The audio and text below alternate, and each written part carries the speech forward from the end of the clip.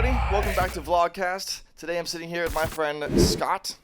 How's it going, man? It's going good, man. How are you? Good, man. Welcome to the podcast, Thank the you. Vlogcast. Thank Very you for happy to be joining here. me. Thank you. How's your day going so far? Awesome. Hot as balls Dude, outside. it's hot out there. It's hot out there in the DMV. Yeah. So for those of you that don't know Scott as well as I do, we met back in the day a couple years ago at a headshot photo shoot with Barry Morgenstein. Yep.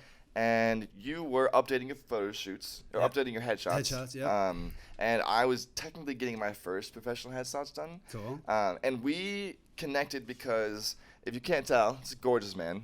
And I like to surround myself with people that I see are professional and that look like they've got a good head on their shoulders. I try. And we had a short conversation, short enough to where I realized I might want to stay in touch with him. So we followed each other on Instagram at Scott Rowe. Scoot Row. Scoot Rowe. And I figured that we could probably stay in touch because we were both working in the DMV as, I'm not an actor yet, but you're definitely an actor. I'm an actor. You've been an actor for how long now? It's been a lot of years since high school, I guess. Okay, yeah. So that's crazy, man. 3 years. And only in the DMV mainly? No, all over Florida. Oh, Florida. Okay, cool. And then LA for a good 10 years. Oh, and then wow. New York a little bit. Okay. Yeah. And what do you think is the benefit of living in? Is there a benefit of living in the DMV and working in the DMV as an actor? I don't want to put any shade on it, but I mean it's harder here because there's so few gigs to get here. They're few and far between, so there are not as many actors here as there are in LA, obviously, but there's less opportunity, so you have to really work it to try to find opportunities and compete and get yourself out there and promote.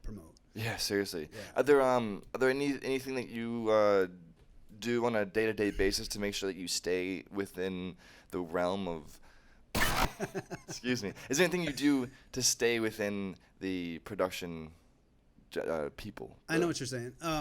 Like keep fresh and exactly that kind of thing. Yeah, I mean, it's all about being a man of all trades type of thing. It's about staying healthy. It's about learning about new things, reading as much as you can about just everything. Because a good actor is a Renaissance man, and he knows a little bit about that, and he knows a little about that, and he knows a little about that. So it's important to stay fresh with, pop culture and history and learning how to do things. Right? Ride a horse. Yeah. Drive a motorcycle. Yeah. So do you have a lot of those extra skill sets where people are like, anything else you want to know about? She's like, all right, I can jump on a pogo stick. Or like I'm a cross country runner, or like I can do hurdles. I mean, I've got a toolbox for sure. You got a few things of them. Like I know you're a biker. Yeah, I mountain bike a lot. I don't have a motorcycle right now, but I can ride. Very cool. I can sing. I can.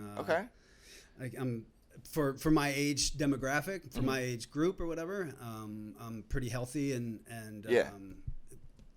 vibrant.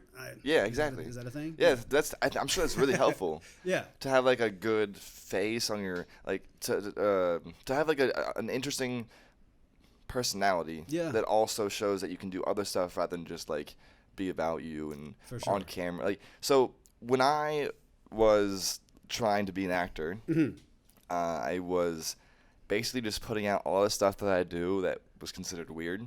Like I like doing like backflips. Okay. It's kind of weird, but I like jumping on pogo sticks. Just because I was thinking, I was like, well, if no one else is interested in jumping on pogo stick on camera, like I'll do it. Yeah. Hell yeah. And that's find your niche. Yeah, exactly. Find that spot that you fit in, and then you're the only guy that does it. Or whatever. Yeah, and I'm sure that's important. Yeah. Is there are there any weird hobbies you have that like, any weird traits that you've gotten a gig for? Was there a weird like? Yes. Yeah. Yes. You who appreciate dental work will appreciate this story. I was living in Orlando in 2003, and I wore it's called a flipper. It's a horrible name, but a flipper is like a fake tooth that you can pop in and out. Oh, okay. And that's a professional term for it? Yeah. Oh, very cool. Yeah, okay. the dentist would say, yeah, that's a flipper. Ah. It's stupid name. But anyway, I was living there, and I was between teeth, let's say. So I had lost my permanent tooth and was yet to get a implant. Got it. So you wear this flipper. And I got a call for an audition down in Miami. So when I lived in Florida, I used to get auditions in Miami. I would have to get in the car, drive 4 hours, and maybe or maybe not get a part as a result of that long 8-hour day of driving. Go down, you're in the room for maybe 15 minutes, and then turn around and drive all the way back. It was a nightmare, but I had to do it. I knew that I had to do it. And this one time I was glad I did it because I got down there. I was in the room with one other person. Okay. And he said, you know, this character, he lives in the swamp. He delivers drugs to bad people.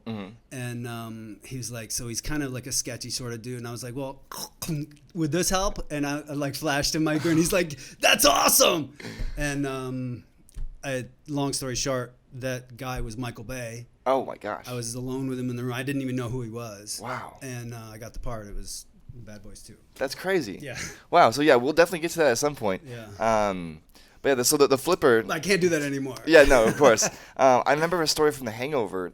The guy that plays the doctor, Ed Helms. Ed Helms has at one point. I don't know if he still does, but he had like a tooth that was like the same thing. I think, right? Yeah. And so you've done a lot of work throughout your career, from short films on college films. Yeah, student films, short films, and commercials. And so how you were in LA for 10 years? Yeah, roughly. That's cool. Yeah, I moved out there because I had that part in Bad Boys 2, and then I got another part in another like small film that never really did much. And my friends that were living out there were like, dude, you got to strike now while the iron's hot. You got to come out to LA right now. So I did, and got a bartending job, because that's what you do. And I set goals for myself I wanted to have an agent within 6 months, and I wanted to be in a class in like a month. Okay. As soon as I got there.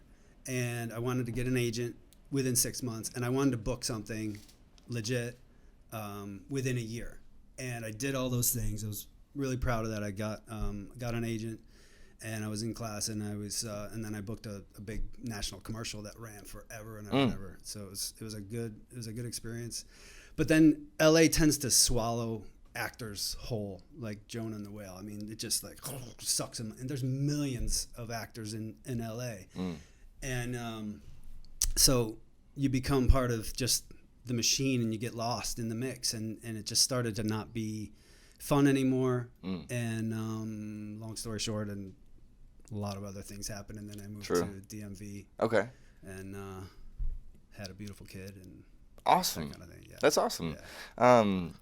Would you say that being a father has helped you get back to your dedication of trying to be an actor? Yeah, your passion. So. Yeah, because he's 5 now, and he's like, he knows what I do, and he calls me an actor. And that's so cool. He knows that he knows how important it is, and that's a big part of my life. And good. He's like, Daddy, when are you gonna get an acting job? That's awesome. I'd love one, but they're not easy to get. Thanks, buddy. Thanks for reminding me. Yeah, I'm trying. When are you gonna learn to ride a bike, huh? Yeah, right. Huh, bud? Yeah. Same back to you. Come on, man. Get your stuff together. Exactly. So LA, I want to touch on LA for a second. What was it like living in LA and just trying to bartend and work, and was it what you thought it was? It was what you thought what would be, I should say. I think it was. It was a beautiful. I mean, it's the weather was beautiful every day. All year round. Right. And that just kind of does so much to boost your spirits and your whatever. It was just it was a healthy time for me. Okay. It was good because I was making a lot of friends and doing a lot of interesting things. I would go sailing a lot, and I had was meeting interesting people, meeting celebrities, working with celebrities, being friends with some celebrities, and just realizing that it's like all attainable. Like you could have that. Not that I'm not looking for fame. I'm looking to be an artist, to be an actor.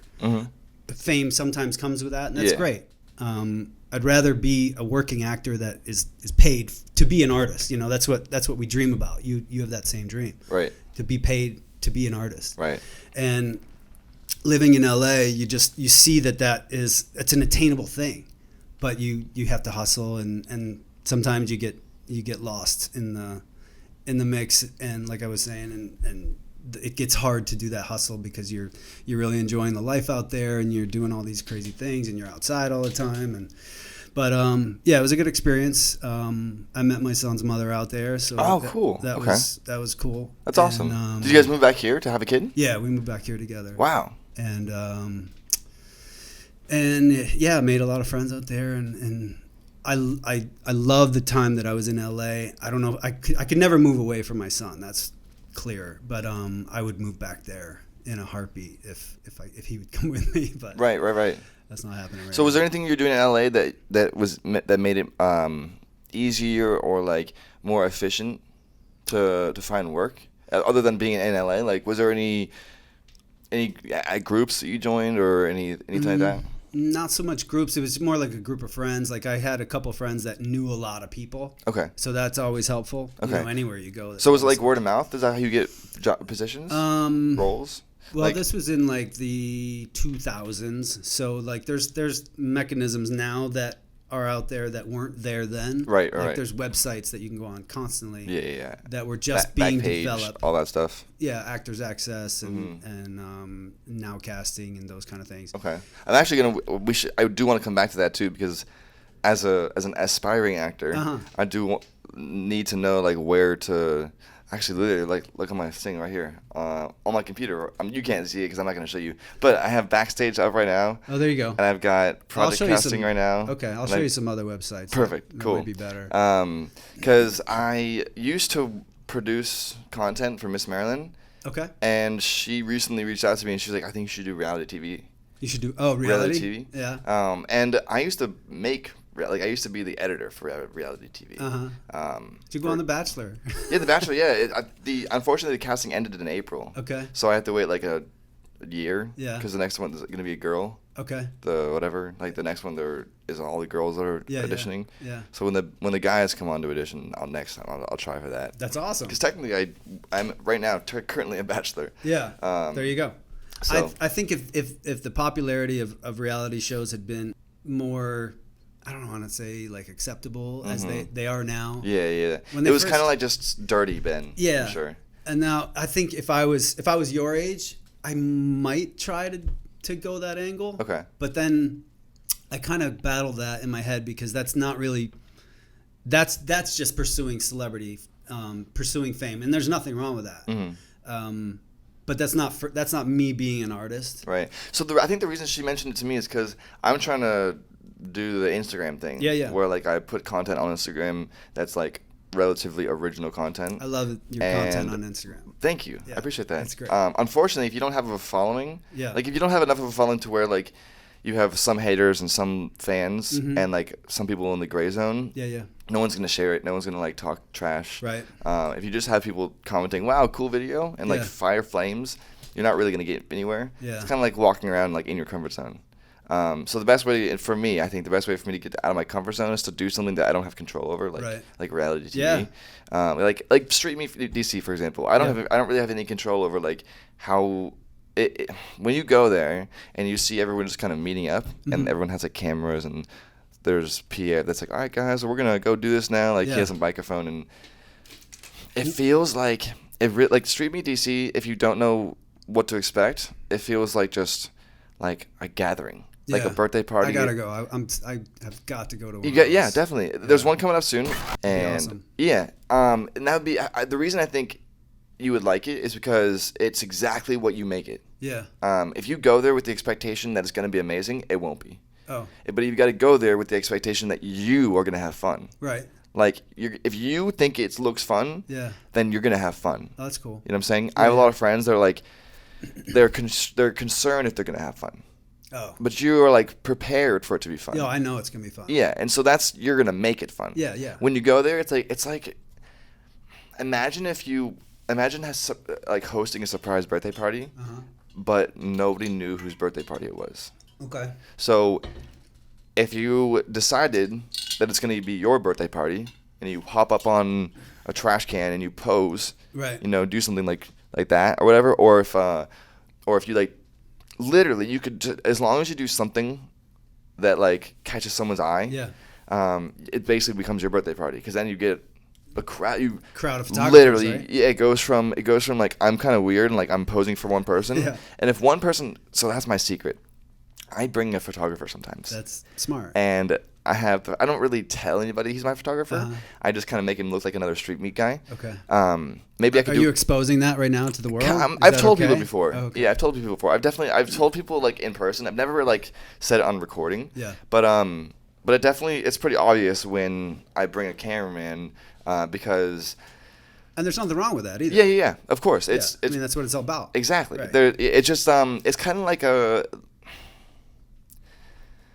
like getting a tutor for your homework. Okay. Like you don't have to do your homework if your tutor's good. Yeah. He'll just help you with your homework because that's what a tutor's for. Okay. So the reason I say that is because when I go to street meet with the cameraman, I'll pose for somebody else, like with the intention of like, oh, I'll see my friend. I'm like, oh, cool. I'll bring the photographer and he'll do he'll take a picture of my friend taking a picture of me. Yeah. So I can share it with my friend. Oh, that's cool. But by the time that's happening, Yeah. by the time one person's taking a picture of me and someone's taking a picture of him, somebody will catch that, Yeah. and that's me turning it into my party. And then more people. Somebody will say to themselves, oh, why am I not taking a picture of this? Right. And then someone else will say, why am I not taking a picture of this? Sure. And by the time that happens, it's a domino effect. You have 30 people taking a picture. Yeah, that's awesome. Because you told your friends to take a picture. Right. And it just. I love that. Yes. That's cool. Street Meet DC is very much a gathering for like-minded creative individuals, but sometimes it's even more interesting than I've been to some before that when all my friends go, it's not that interesting because we're all like looking for someone to be cool. Okay. But if you go, you don't know anybody, then you just kind of like have to like. One time I was like, all right, dude, I don't see anybody doing anything. I'm just gonna do something, and I just hopped up on a trash can, like posed with a street lamp, and then before you know it, I got a whole bunch of people taking my picture. Yeah. And it's just like an interesting aspect to the life in the DMV. Yeah. Because that stuff doesn't happen very much. And it builds on your following and it grows That's like pretty much not the only reason I go to Street Meet DC, but it helps because it grows the community of like when I go there, I might meet another photographer that I can help later on by asking them to come. Because sometimes when I meet someone at Street Meet DC, I'll ask them later on to come to a gig with people. It's building a community. Right, yeah. exactly. I want to do that too. I want to build a community. I want to know more like creators. Yeah, we got to get you. In the area. Yeah, so do you know of any like types of people that would gather and do like maybe like read like a play? Yeah, I have friends here and friends there and people that we say we want to do that all the time, and then it just never materializes. Right. Here in the DMV, auditioning is a lot different because so much of it now is like somebody wants to see you audition for something, and you put it on tape at home. So I have a little spot in my house, and I have a kind of a professional lighting kit. Right. And I'm able to shoot auditions at home. That's awesome. And so less driving. A lot less driving. Yeah. So and that's like round one, whereas you used to have to drive. So in LA, you drive there, do an audition, and drive home, and that was like probably so much effort just to get there, wait in line, wait your turn, do an audition, and then like basically like, oh, thanks. Yeah. And then you drive home, and like you've wasted all that time, and and not wasted because you never know. Because plus, wasted, even when you don't get the part, you're at least on that casting director's radar. And and then he sees you. Yeah. And you might meet some other people while you're there true. too. So you can't see any of it as being wasted. Although there was. Just work. Kind of feels that way. Yeah, it could probably feel that way. Yeah.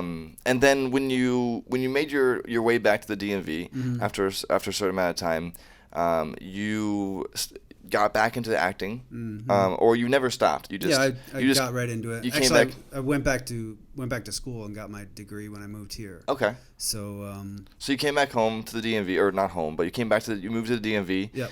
And you got a degree. Yep. And you continued acting. Yep. And would you say that it's any easier or any harder doing it in DMV because there's like maybe less people trying to do it? Well, it's a different beast, really, because in LA you're competing. Like when I was in LA, it was in my late 30s, and like there's a million other dudes that are Caucasian, 5'11" that are in their late 30s. There's a million of them, and you have to compete with all those guys. Yeah. But the flipper. I had the flipper. No, by that time I had it fixed. Okay, cool. So were you in any like or organizations like a union or? Yeah. As a result of being in the 2 films in Orlando, I became eligible for SAG-AFTRA, and that's the biggest. That's so cool. It's one of the biggest unions. The movies you did in Orlando gave you enough credit. Yeah. Did they contact you? Who? SAG. It's complicated. Okay. Yeah. So there's an audition process or an application process. Yeah, you have to do a certain amount of work or want to be hired for a certain job to become eligible. Wow. And then once you're eligible, that's the best space to be in, because you can do non-union and you can do union if you're SAG eligible. Okay. But once you get another union job, you have to join. So you become a must join. Wow. So if you get another union job, then you have to join. Okay. So now I've been a member of SAG-AFTRA since 2005. Wow. And I can't do any non-union work. Like I can mess around with you and put something on like do content on Instagram. Yeah. But I can't like be in a movie or whatever that is not a SAG-AFTRA whatever project. Okay. It has to be a union project for me to be in it. Huh. Which is good though, because along with that becomes, you have supposedly you have better quality actors. Yeah, right, exactly. And it's a better paycheck for me. Like a better filter? Better what? Is it filtered? Like the SAG-AFTRA people that like you when you're on set with them, like you filter out the people that aren't necessarily as passionate as you. Or SAG has. I don't know. No? No, I don't know. Not necessarily? About that. Okay. There's people that are non-union that are pretty passionate about what they do, I would think. Okay. And there's people in the union that aren't too passionate at all, true. right? Isn't that true? So you've been with SAG-AFTRA for almost 14 years now? Math, yeah. Wow, yeah, I'm not good at science. But that's incredible. Would you say that now that the world is so focused on social media and like the internet and like just the instant gratification of like being able to put whatever you want on the internet, is that making it easier or harder to chase the dreams of being an actor? There is it's different. It's just different. I started to say earlier, it's a different beast, because right now, like if I audition for a part in a TV show and the casting director is like battling, I really like this actor, but I really like this actor. They're both good.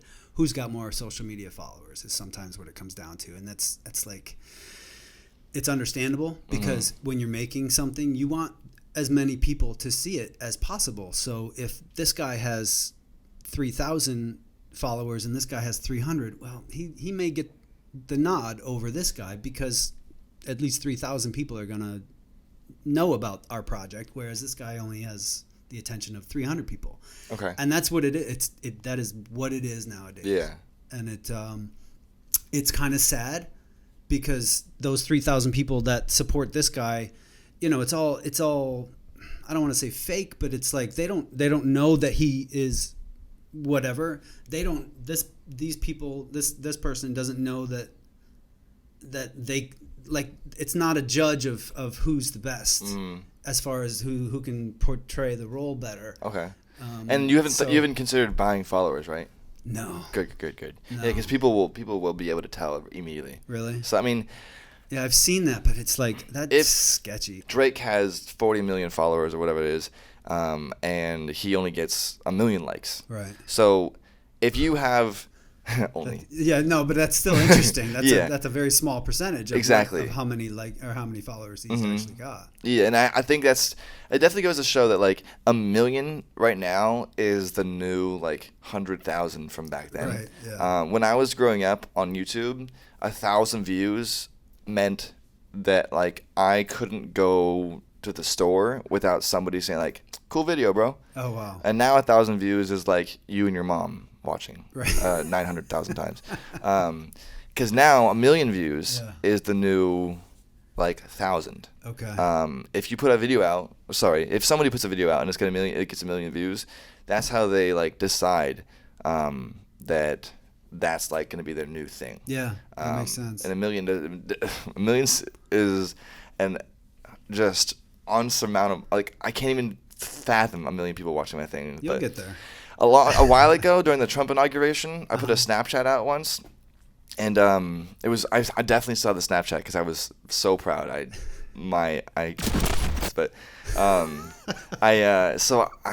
you seen Black Mirror? Yeah. Okay, there's a Black Mirror episode where there's a girl who's like being tortured-ish, and everyone's like video recording her, like filming her. Okay. Instead of helping her. Okay. And like at the end of it, I don't even care. It's been out for like a year or two, so there's not spoilers. Right. Spoiler alert. Spoiler alert! It's been out for 2 years. She's like in a chair, and like the door, like the curtain opens, and it's like a crowd of the same people that were filming her earlier. So it's like very like exhibitionist, but but the reason I caught onto it was because I was at Trump's inauguration protest, inaugural protest, whatever, and they lit a car on fire. Oh my God! Outside of the Washington Post, and I was there in the mix of it because I used to work for Fox News, so I wanted to go like be in the mix of it all, instead of watching it on TV and editing it. Yeah, I wasn't working that day, and I caught the car fire on video, and it was behind me, so I was doing a selfie. And the car fire was behind me, and I'm selfieing, and I said, this reminds me of the Black Mirror episode where everyone's filming instead of helping. Because everybody was filming the car while there were people potentially in danger around it. Right. Like, if there was anybody that, like, was near that car, it could have blown up, maybe. Right. And instead of telling them to move, people were just filming it. Yeah. And including me. Right. But I think I was being meta enough to say, like, no one's helping, we're all filming in this. And it reminds me of Black Mirror is coming true, you know? Yeah. I got 2 million views. Oh, wow. The Snapchat. That's crazy. 6-second Snapchat. Huh. So I think that's how Logan Paul blew up so well, is because the Vine thing is so short that like you can catch some of his attention a little bit easier. Mm-hmm. But now these podcast things are the new hype. Yeah. Now people want to hear you talk for an hour. Let's do it. So it's like, what? How? I can't even think of an hour's worth of content that I would want to talk to someone about. Right. But with that being said, right. Transition. So you are social commentary there. Exactly. So you are looking to increase your visibility online. Yeah, I mean, because the modern day that's kind of one more crutch. Maybe not crutch, but that's one more thing that helps boost who I am, my visibility and my recognition or whatever. One of my best words of advice when people ask me like, how do they get followers or whatever, my best recommendation for getting some traction would be like post something every day, whether it's silly or not, because you can always archive it. So I did a year. And then on 365, instead of posting, I got rid of all the pictures I didn't like. So like instantly, day 59 of 365, I probably hated it. Yeah. But it was more about, I'm gonna post this, and it wasn't like the caption didn't say like what a dumb picture. Yeah. It was just something inspirational, like, my favorite time of day is anytime I'm with you. Something like that. And it was like day 59 of 365. Yeah. And then so I went back and I figured what my average was, about 100. Like my favorite pictures got about 100 views, 100 likes. So then I archived anything under 100. And I went from 400 posts, because it was like 365 plus the 40 I did before that, I archived it down to like 33 posts. Okay. And then people, I think after a year of posts every day, people were like, what's he gonna post today? And then people were like, when I wasn't posting every day, they're like, wow, you're not posting every day anymore? Why not? If I were you, I'd post just everything, and then maybe you can start with this. Yeah, I can send you a little snippet, and that can be day one. Absolutely. I already put some into my story. Hell yeah. Of our picture. Perfect. Us doing this. So Scott, thank you for joining me. Yeah, man. Is there anything else that you wanna throw out there? Any like crazy tidbits of knowledge? What's it like working in the union? Is it fun? Is it hard? It's Is it eye-opening? It's important. Important. It's important to me to be part of the union because it means I'm part of like a group of professionals that like really care about being good artists. Good. So I'm very proud of being in SAG-AFTRA. Yeah, I'm looking forward to maybe we go have a coffee meeting and see how I can I can help you, you can help me. Yeah, man. Perfect. For sure. Thank you for joining me, man. I loved it. Gotta have you on sometime soon for a little update. Let's do it. Guys, this has been another Vlogcast episode with my friend Scott. Yeah. Make sure to check him out at Instagram, Scootrow. Scootrow. SCOOTROW. Yeah. Twitter? Not so much. Not so much, but you have one. I have one. Okay, so what's your Twitter? Same, I think. Same thing. Okay, perfect. Snapchat? I have it. You have it? Yeah. That's fine. What is the same thing? I think so. Okay. You're on LinkedIn? Yes. Mm-hmm. Facebook? Yes. Cool. All right. Yeah, you got all the socials, man. I guess. You're killing it. Yeah. All right. Trying. All right. Thank you for joining me. Gotta be now. See you later, guys. You're watching Wink. Don't forget to subscribe.